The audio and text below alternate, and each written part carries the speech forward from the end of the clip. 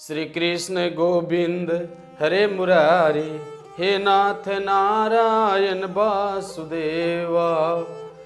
इस संसार में लोग की भरोसा होती है कि हम जो कर रहे हैं उस कार्यों में हमें अवश्य सफलता मिलेगी और मानना भी चाहिए। इसलिए मानना चाहिए क्योंकि आपको पता होगा कि जो आप आस्था रखकर कार्य करते हैं, आज न कल वह बिल्कुल आपके हाथे वो हासिल हो जाती है।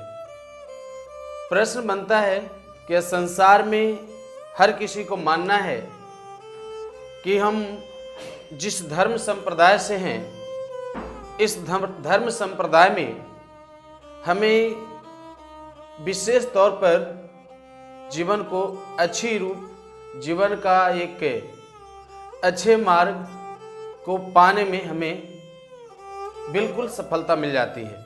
किंतु कुछ लोग को ऐसा भी मानना है कि संसार में हम जब आए हैं तो बार बार हिंदुत्व में आस्था रखने के उपलक्ष्य में बार बार ऐसा आता है कि हमारे भगवान कहाँ हैं। ये देखिए प्रश्न, भगवान कहाँ हैं, ये लोगों की संदेह है।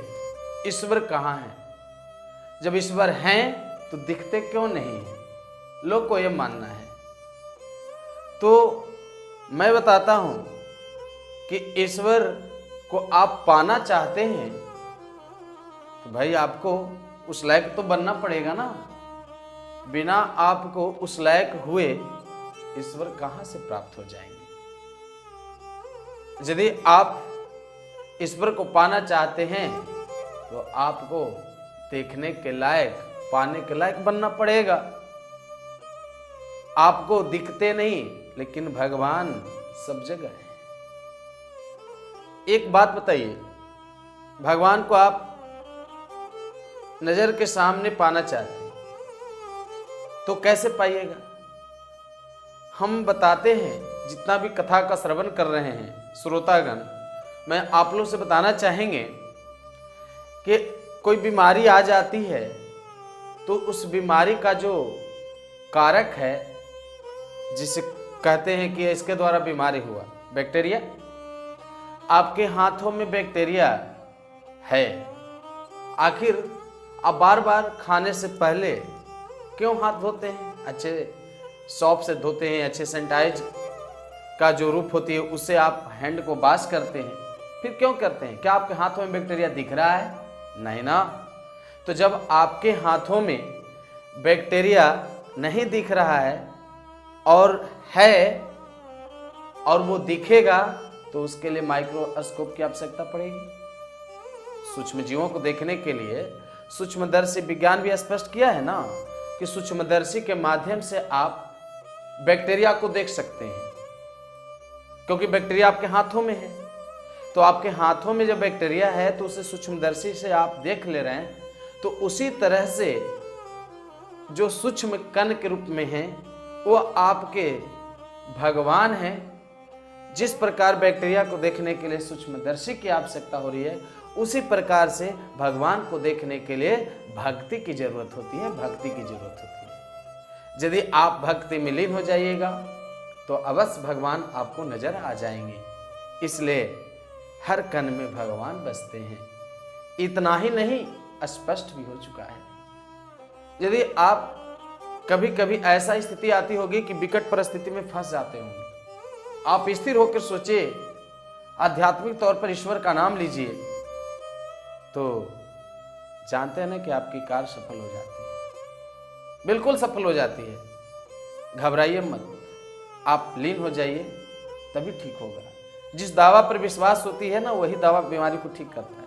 और जिस दावा पर विश्वास नहीं न रहती है तो ये समझ जाइए कि वो दावा कितना भी कारगर हो लेकिन बीमारी को दूर नहीं कर सकता है। इसलिए आप पहले तो विश्वास करना सीखिए, और विश्वास हो जाएगी। जब जीवन में कभी कभी घटनाएं आएगी ना, तो फिर विश्वास हो जाएगी जब उस घटना से उबरिएगा। इसलिए हमेशा मैं बता रहा हूं कि आप ईश्वर को मान करके आप सत्कर्मों में भरोसा रखिए। आप जब सच्चे कर्मों में भरोसा रखिएगा तो ईश्वर आपके इर्द गिर्द जरूर दिखाई देंगे।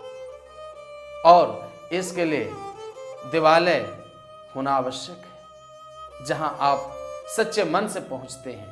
इसलिए आप जिस समुदाय में, जिस परिवेश में रहते हैं, जहां 50 घर की बस्ती हो, वहां एक ऊंचे रूप में मंदिर का निर्माण होना आवश्यक है। यदि आप मंदिर का शिखर पर आप धातु का व्यवहार करते हैं तो प्रकृति से भी आपको बचाव होती है। जैसे मंदिर के ऊपर में त्रिशूल का होना, पीतल, चांदी, सोने के गागर का होना, ये दर्शाता है कि आप प्रकृति में होने वाली कुछ ऐसी आपदाएं जिसके कारण बादल के बीच घर्षण से बिजली चमकती है, उस बिजली का आकर्षण उस मंदिर के ऊपर शिखर पर आ जाने से आसपास के लोगों पर उस तड़ित और उस बिजली का प्रभाव नहीं पड़ पाता है। तो इसलिए आपके आसपास में जहां सामुदायिक लोग हैं वहां एक देवालय, एक मंदिर का होना आवश्यक होता है।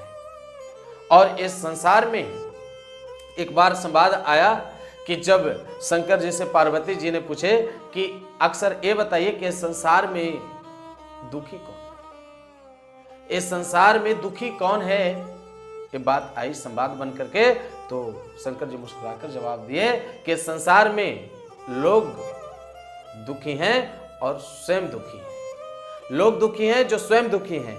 पार्वती जी ने कहा कैसे कैसे, जिनके पास सब कुछ हो फिर वो दुखी कैसे होते हैं? कहा कि दुखित सब कुछ रहने से लोग नहीं होते हैं, जिसका मन शांत नहीं है वो इंसान दुखित है। मन यदि आप शांत कर लोगे तो आपका सारा दुख खत्म हो जाएगी। इसलिए लोग की मन अशांत है, जितना है उतने में वो शांत नहीं है, जितना पा ले रहे हैं उतना में वो संतुष्ट नहीं है, और चाहिए उन्हें और भी जीवन में हासिल करना है, तो इसके चाहत में लोग अशांत हैं, और जो अशांत हैं वही दुखी हैं।